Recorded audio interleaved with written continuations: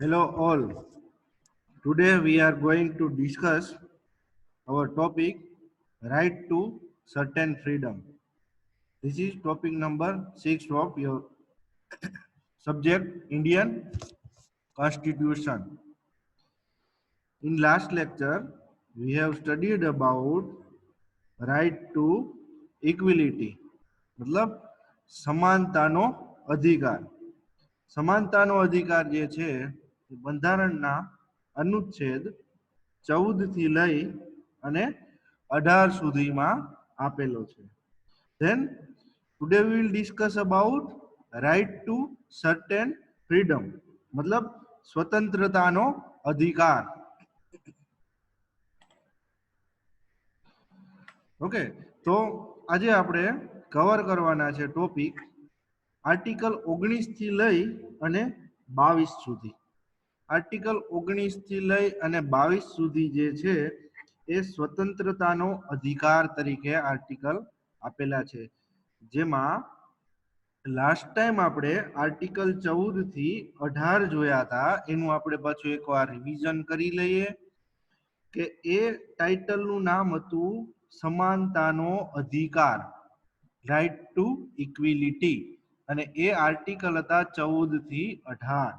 Article 14 શું કહેતો હતો તો કે કાયદા સમક્ષ બધા નાગરિકો સમાન છે, મતલબ કે કોઈ પણ કાયદો લાગુ પડે કોઈ પણ નાગરિકને, એ બધા કાયદા બધા નાગરિક માટે એક સમાન છે. પછી કોઈ અમીર હોય ગરીબ હોય કોઈ પણ વર્ગનો હોય કે કોઈ પણ હોદ્દા ઉપરનો હોય એને કાયદો લાગે છે. પછી બીજું 15 નંબરનો અનુચ્છેદ શું કહેતો હતો, કુવા તળાવ કે કોઈ પણ જાહેર સ્થળ ઉપર જ્ઞાતિ વંશ લિંગ કે જન્મના આધારે કોઈ જાતનો ભેદભાવ કરવો નહીં, મતલબ કે જાહેર જગ્યામાં સર્વેનો સમાન અધિકાર છે. કોઈ બગીચામાં તમને એમ કહીને ના ઊભું કરી શકે કે અહીંયા આ કાસ્ટનો બગીચો છે સ્પેશિયલ, આ લોકોનો છે આ લોકોને નથી બેસવાનું. હા, સ્ત્રીઓ અને બાળકો માટે કંઈક રિઝર્વ રાખેલું હોય સરકારે તો એ આપણે એનું માન રાખવું પડે. પછી અનુચ્છેદ 16 શું કહેતો હતો કે જાહેર રોજગારીની બાબતમાં તકની સમાનતા, મતલબ સરકારી નોકરીઓ હોય એમાં બધાને એક સરખો અધિકાર મળવો જોઈએ. પછી અનુચ્છેદ 17, અનુચ્છેદ 17 શું કહેતો હતો તો કે અસ્પૃશ્યતા નાબૂદી, મતલબ જે છૂઅછૂતનો જે ભેદભાવ છે એના ઉપર દંડ થાય, એને સજા થાય એવું. અને લાસ્ટ 18મો અનુચ્છેદ એવું કહેતો હતો ખિતાબો અથવા ઇન્કલાબોની નાબૂદી, એટલે આપણને કોઈ ખિતાબ અલગથી આપેલો હોય બરાબર કે ભાઈ આ બહાદુર શાહ ને ફલાણું ને એવું, તો એની નાબૂદી, એ કોઈ પણ વ્યક્તિ કોઈને ગમે ત્યારે કોઈ ખિતાબ આપી શકશે નહીં સરકાર સિવાય. આ હતી. હવે આજે આપણે ભણવાનું છે સ્વતંત્રતાનો અધિકાર, રાઇટ ટુ ફ્રીડમ. એની અંદર આર્ટિકલ 19 થી લઈ અને 22 સુધી આવે છે. Article 19 right to freedom, article 19 અને 22 બરાબર. આર્ટિકલ 19 શું કે છે 22 શું કે છે આપણે આજે સ્ટડી કરવાનું છે. તો સૌથી પહેલા જોઈએ ઇન્ટ્રોડક્શન. તો ઇન્ટ્રોડક્શનમાં એવું કે છે કે રાઇટ ટુ ફ્રીડમ, આ જે અધિકાર છે એ કલમ 19, 20, 21 એ અને 22 ની અંદર લીધેલો છે. આર્ટિકલ 19 છે ને એ 7 ભાગની અંદર ડિવાઈડ થયેલો છે બરાબર. પછી 44મો બંધારણીય સુધારો આવ્યો, એમાંથી એક ડિલીટ કરવામાં આવી. તો હવે 6 રાઈટ 19માં આર્ટિકલની અંદર 6 રાઈટ આપેલા છે, એ બી સી ડી ઈ અને એફ. 19માં આર્ટિકલમાં 6 રાઈટ્સ છે બરાબર. હવે શું કે છે કે 19મો આર્ટિકલ જે 6 રાઈટમાં જે ડિવાઈડ થયેલો છે એ 6 કેવી રીતે, કેમ કે બંધારણ બની ગયા પછી સુધારા કરવાના હોય તો જેને લગતો સુધારો કરવાનો હોય એ 19મો અનુચ્છેદ હોય તો એ પછી છેલ્લે અનુચ્છેદ ન એડ કરે પણ 19A 19B એવી રીતે કરી દે, એટલે ભેગું પણ રહે બરાબર અને સુધારો પણ ગણાય. એટલા માટે હંમેશા અનુચ્છેદ એવી રીતે એડ કરવામાં આવે છે. તો આપણે જોઈએ 19મો આર્ટિકલ શું કહે છે. 19મા આર્ટિકલમાં ટોટલ 6 પોઈન્ટ આપણે કવર કરવાના છે. 6 પોઈન્ટ કવર કરવાના છે 19મા આર્ટિકલમાં. તો 19મા આર્ટિકલમાં 1 2 3 4 5 6 જે આપ્યું છે એને તમે એવી રીતે લઈ શકો.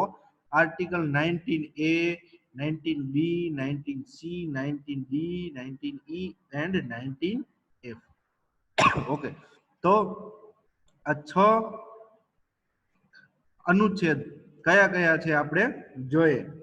સૌથી પહેલું 19A અથવા 1 number, right to freedom of speech and expression, મતલબ વાણી, વિચાર અને અભિવ્યક્તિની સ્વતંત્રતા. મતલબ તમે કોઈ પણ જગ્યાએ કઈ પણ તમે તમારા મોઢેથી બોલી શકો છો. કોઈ પણ વસ્તુ બોલવા ઉપર પ્રતિબંધ નથી. બરાબર, વાણીની સ્વતંત્રતા પૂરેપૂરી આપેલી છે. કોઈ પણના વિરોધમાં તમે અવાજ ઉઠાવી શકો છો, ગમે એના વિરોધમાં તમે બોલી શકો છો. બરાબર, કોઈ વસ્તુ બોલવા ઉપર કે પછી તમારે તમારી અભિવ્યક્તિ કંઈક વ્યક્ત કરવું છે, તમને કંઈક વિચાર આવ્યો છે, તો એ વિચારને તમે ગમે એ જગ્યાએ ગમે ત્યાં તમે ગમે ત્યારે રજૂ કરી શકો છો. પછી બીજું છે right to assemble peaceably without arms, મતલબ કે તમને ગમે જગ્યાએ તમે સભા ભરી શકો છો, પણ એની એક શરત છે કે એમાં કોઈ જાતના હથિયાર હોવા જોઈએ નહીં. પછી right to association or union, મતલબ તમે કોઈ પણ જગ્યાએ તમારું ગ્રુપ કે તમારું સંગઠન કે તમે કોઈ પણ જાતનું તમારું પાર્ટી કે કાંઈ પણ તમે બનાવી શકો છો. એમાં તમારે કોઈ વસ્તુ નડે નહીં. પછી 4th નંબર શું કહે છે, right to move freely throughout the territory of India, મતલબ કે દેશની સરહદ ઉપર કોઈ પણ જગ્યાએ દેશની બાઉન્ડ્રીની અંદર તમે ગમે ત્યાં હરી ફરી શકો છો. મતલબ કે ગુજરાતમાંથી મહારાષ્ટ્રમાં જવું છે તો વિઝા કઢાવવાની જરૂર નથી, ગમે ત્યાં તમે જઈ શકો છો. Then 5th one is right to reside and settle any part of territory of India. આ અત્યારે લાગુ પડે છે. બંધારણમાં એવું છે કે કાશ્મીર, જમ્મુ અને કાશ્મીર સિવાય કોઈ પણ જગ્યાએ તમે વસવાટ કરી શકો અથવા રહેઠાણ કરી શકો અથવા વ્યવસાય કરી શકો. બરાબર, જમ્મુ અને કાશ્મીર સિવાય, કેમ કે ત્યારે કલમ 373 હતી, જેને હિસાબે એ ન થઈ શકતું. હવે તમે કરી શકો છો. અને છઠ્ઠું શું કહે છે, તો right to practice about any profession or carry any occupation, trade, business, તમે કોઈ પણ જગ્યાએ કઈ પણ પ્રકારનો ધંધો કરી શકો છો. મતલબ કોઈ પણ વ્યક્તિ ગમે તે જગ્યાએ ગમે તે ધંધો કરી શકે. એમાં તમને કોઈ રોકી શકતું નથી. આ કે છે આર્ટિકલ 19. હવે આપણે બધી જે કલમ છે એ સ્ટેપ બાય સ્ટેપ જોઈએ. સૌથી પહેલી freedom of speech and expression, કે તમારે તમારી વાણી અને વિચાર અને અભિવ્યક્તિની સ્વતંત્રતા. એ શું કહેવા માંગે છે કે તમે તમારે કંઈ પણ તમારા મનમાં આવે છે, બરાબર, તમે શાંતિથી હથિયાર લીધા વગર ગમે તે જગ્યાએ શાંતિથી માણસો ભેગા કરી મીટિંગ કરી અને તમે તમારી વાત મૂકી શકો છો. બરાબર, પબ્લિક જે જગ્યાએ ભેગી થાય એ જગ્યાએ કોઈ પણ જાતના હથિયાર કે કોઈ પણ જાતનો વાયોલન્સ થવો જોઈએ નહીં. શાંતિપૂર્ણ રીતે મળી અને તમે તમારા મનમાં આવેલો વિચાર આપી શકો છો. કોઈ પણ જાતનું ભડકાઉ ભાષણ નહીં, પણ સિમ્પલ સાદું તમે ભાષણ આપી શકો છો. અને તમે તમારા જે કાંઈ તમારી અભિવ્યક્તિ હોય તમે એને એમની સમક્ષ મૂકી શકો છો એકદમ બિંદાસ. એના ઉપર કોઈ પણ જાતની રોકટોક કરવામાં આવતી નથી. બરાબર, પણ મેઇન વસ્તુ શું છે કે તમારી પાસે કોઈ પણ જાતના હથિયાર ન હોવા જોઈએ. બરાબર, અને બીજું કે તમે દેશ વિરોધી કાંઈ પણ વસ્તુ ન કરતા હોવા જોઈએ. તો તમને મુક્તપણે બોલવાની સ્વતંત્રતા છે. કોઈ પણ જાતનો કોઈ પણ મોટો માણસ ગમે તે ખોટું કરતો હોય તો એની વિશે તમે જાહેરમાં ગમે તે બોલી શકો છો. એટલે આ વાત હતી freedom of speech and expression, મતલબ વાણી, વિચાર અને અભિવ્યક્તિની સ્વતંત્રતા. નેક્સ્ટ જોઈએ freedom to assemble. Freedom to assemble મતલબ કે કોઈ પણ જગ્યાએ હથિયાર વગર તમે ભેગા કરી શકો છો માણસો, પણ હથિયાર હોવા જોઈએ નહીં. ફોર એક્ઝામ્પલ, તમે કોઈ પણ જગ્યાએ સભા કરી શકો છો, કોઈ પણ ક્લબ બનાવી શકો છો, ગ્રુપ બનાવી શકો છો, કે પછી મેમ્બરશીપ કોઈ પણને આપી શકો છો, કંપની પાર્ટનરશીપ, કઈ પણ વસ્તુમાં તમે એસેમ્બલ કરી શકો છો. કે તમારે ગ્રુપ બનાવવું છે આટલા લોકોનું, અથવા આટલા લોકોનું ગ્રુપ બનાવવું છે, કે તમારે કોઈ પણ પોલિટિકલ પાર્ટી બનાવવી છે, કઈ પણ વસ્તુ તમારે કરવી હોય, કોઓપરેટિવ યુનિયન બનાવવું હોય, કે એસોસિએશન બનાવવું હોય, કે કોઈ આ ક્લબ્સ બનાવવા હોય, બરાબર, કોઈ પણ વસ્તુ તમે આની અંદર કરી શકો છો. બરાબર, તો એના માટે તમને પૂરેપૂરી સ્વતંત્રતા છે.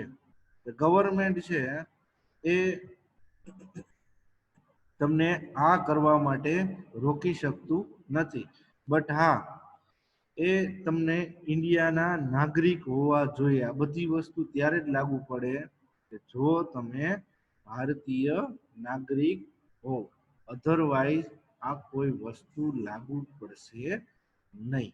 ઓકે, તો આ વાત હતી કે કોઈ પણ જગ્યાએ તમે સભા ભરી શકો છો, કોઈ પણ યુનિયન બનાવી શકો છો, બરાબર, પણ શું મેઇન શરત કે હથિયાર હોવા જોઈએ નહીં.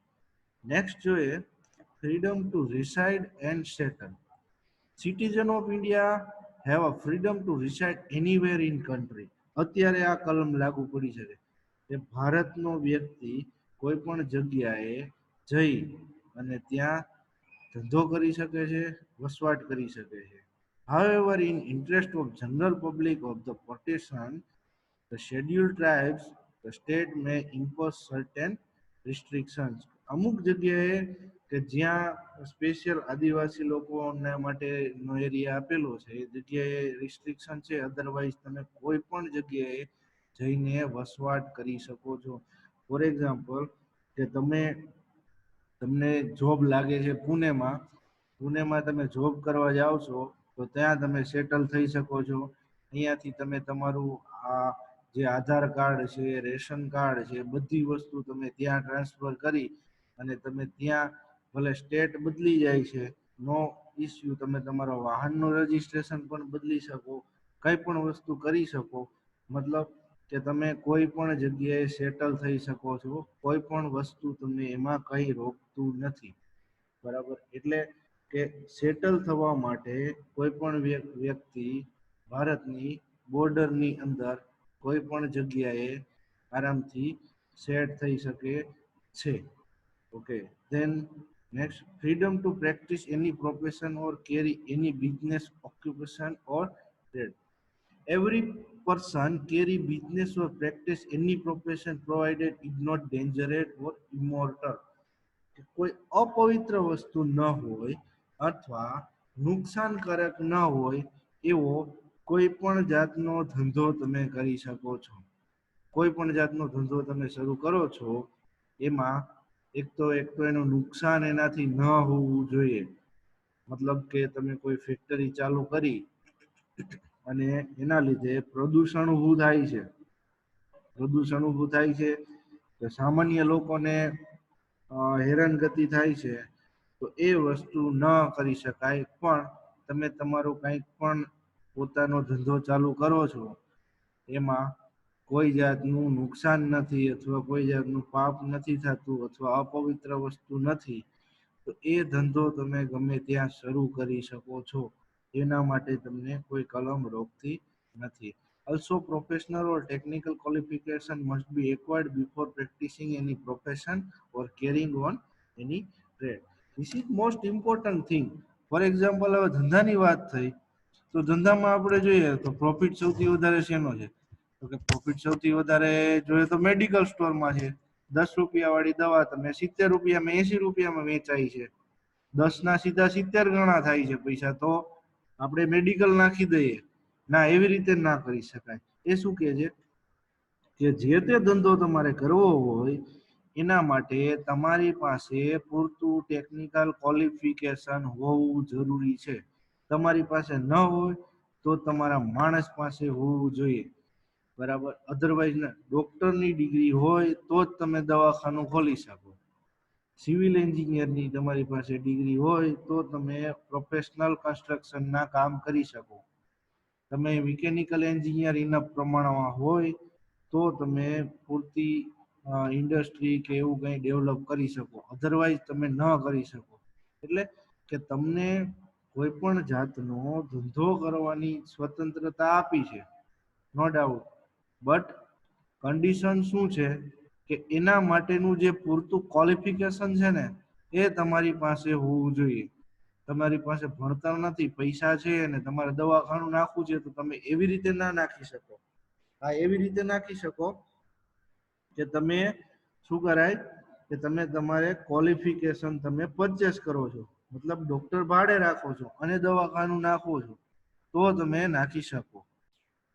તો આ જે કલમ છે એવું કહે છે તમને અનુચ્છેદ કે તમે દેશમાં કોઈ પણ જગ્યાએ કોઈ પણ ધંધો કરી શકો જે નુકસાનકારક ન હોય, બટ એના માટે એક તો એનાથી નુકસાન ન થતું હોય, અપવિત્ર ન હોય અને એની અંદર જે રિક્વાયર્ડ ટેકનિકલ ક્વોલિફિકેશન છે એ તમારી પાસે હોવું જરૂરી છે. અધરવાઇઝ તમે ના કરી શકો.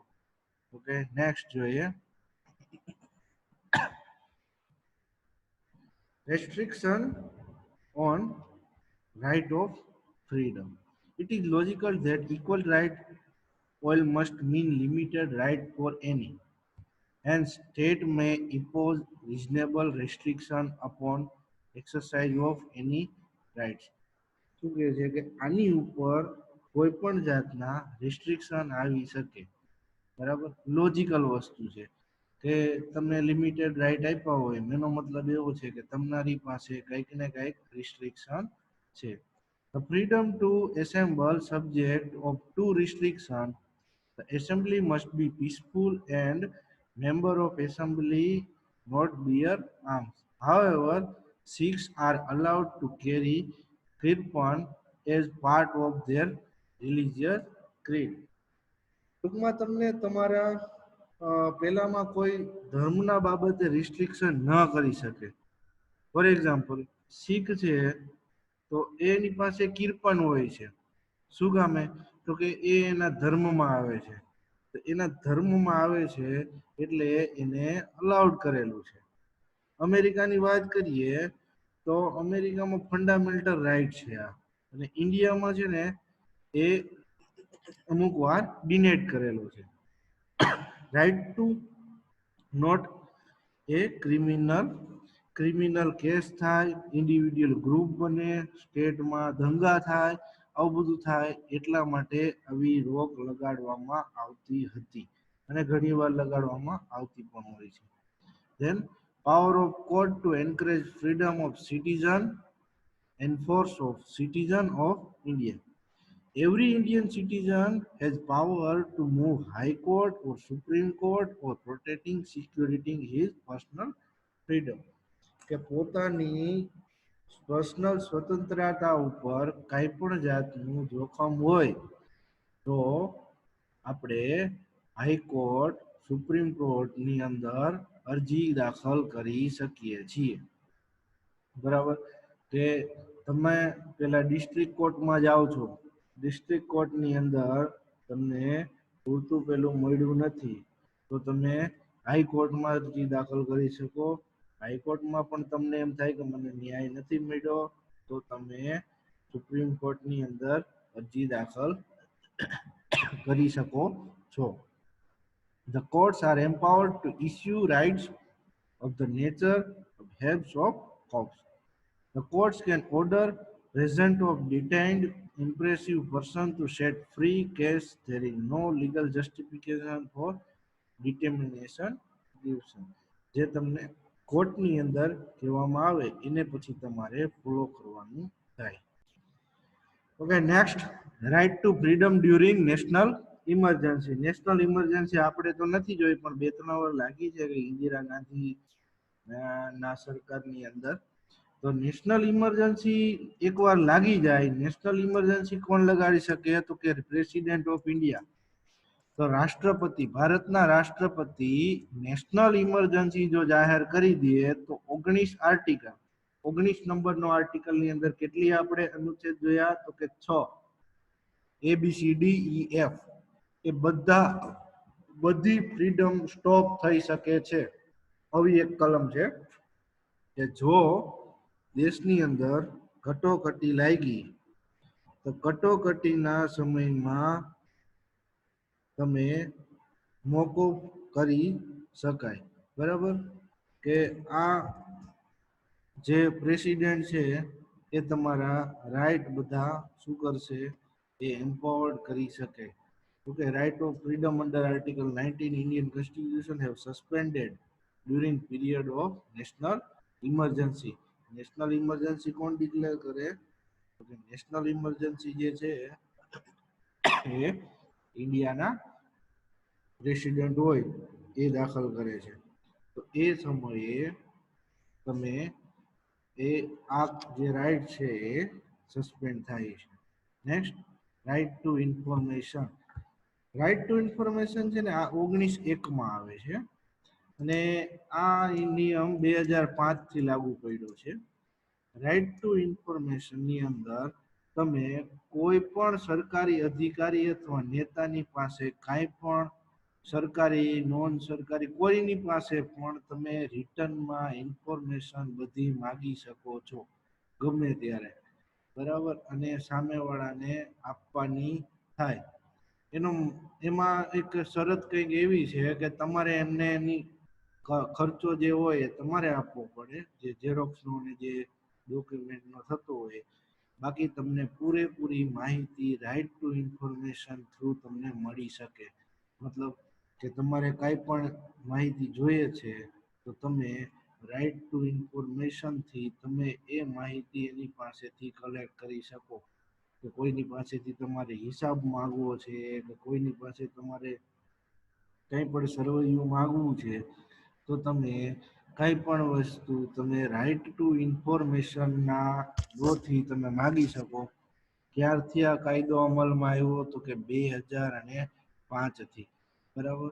ગવર્મેન્ટ વર્ક હોય કે કોઈ પણ હોય, એમાં તમે ગમે ત્યારે તમે કોઈ પણ ભરતી આવી છે અને એમાં એની એક્ઝામ લેવાની અને એમાં પસંદગી પામી અને ભરતી પૂરી થઈ ગઈ, પણ તમને કઈ શંકા કે એવું કઈ હોય તો તમે RTI કરી શકો, રાઇટ ટુ ઇન્ફોર્મેશન કરી શકો. તો તમને બધી આખી જે પ્રોસેસર છે એ તમને એમને પારદર્શક રીતે તમને પૂરેપૂરી બતાવવી પડે, અધરવાઇઝ ન ચાલે.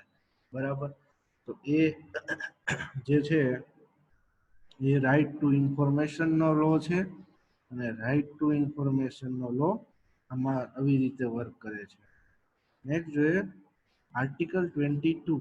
આર્ટિકલ 22 શું કહે છે? કે the protection against arrest of defence in certain cases. મતલબ કે ધરપકડ સામે સુરક્ષાનો અધિકાર. કે તમને કોઈ પણ પોલીસવાળા છે કે તમારી એમનેમ ધરપકડ કરી શકે નહીં. બરાબર. એના માટે કે કોઈ પણ જો હમણાં જ ઘણી વાર એવું બનતું હોય છે કે કોઈ પણ વ્યક્તિની ધરપકડ કરે, કારણ વગરની ધરપકડ કરે અને એ ધરપકડ તમે વ્યક્તિની કારણ વગર ધરપકડ કરી શકાય નહીં અને જો કરી હોય તો એને 24 કલાકમાં મેજિસ્ટ્રેટ સમક્ષ હાજર કરવો જરૂરી છે. આવું ક્યારે બને? તો કે આંદોલન કોઈ કરતું હોય, એ આંદોલનને રોકવા માટે સરકાર હંમેશા પોતાના પરિબળો, પોતાના દબાણ આચરતી હોય છે. તો એના માટે કે જે પાવરમાં પાર્ટી હોય એની પાસે પોલીસ ને ગૃહ ખાતું ને બધું હોય, તો એ સામેવાળાની ધરપકડ કરાવી લેતી ઘણી વાર. પણ જો સામેવાળાની ધરપકડ કોઈ પણ ગુના કે કોઈ કારણસર કરી હોય તો આ લોકો જેની ધરપકડ થઈ હોય, હેબિયસ કોર્પસ નામનો એક કાયદો આવે છે, એ જો દાખલ કરે તો એનાથી શું થાય? તો એનાથી એને 24 કલાકની અંદર મેજિસ્ટ્રેટ સમક્ષ, જે તે વિસ્તારના જે મેજિસ્ટ્રેટ હોય એના સમક્ષ ફરજિયાત હાજર કરવા પડે. મતલબ કે તમારી પાસે એવો પાવર છે કે તમને કોઈ કારણ વગર તમારી ધરપકડ કરી શકે નહીં. અને જો કોઈ તમારી ધરપકડ કરી હોય તો એના જે તે એરિયાના મેજિસ્ટ્રેટ સામે 24 કલાકની અંદર હાજર કરવો પડે. ઓકે, તો આ હતી આર્ટિકલ 22. તો આજે આપણે જોયા, ફરીથી આપણે થોડુંક જોઈ લઈએ કે આજે આપણે શું જોયું. કે આજે આપણે કલમ 19, 20, 20A and 22 જોઈએ. બરાબર, 19 ની અંદર 6 અનુચ્છેદ આવે છે. 19 ની અંદર આવે છે 6 અનુચ્છેદ. એની અંદર A, B, C, D, E અને F. એક શું કહે છે કે વાણી વિચાર વગર વિચારની અભિવ્યક્તતા, કે કોઈ પણ વ્યક્તિ ગમે તે વસ્તુ ગમે તેને વાણીની સ્વતંત્રતા છે. પછી હથિયાર વગર સભા ભરવાની સ્વતંત્રતા છે, સંગઠન બનાવવાની સ્વતંત્રતા છે, દેશમાં મુક્તપણે હરવા ફરવાની કે રહેવાની સ્વતંત્રતા છે.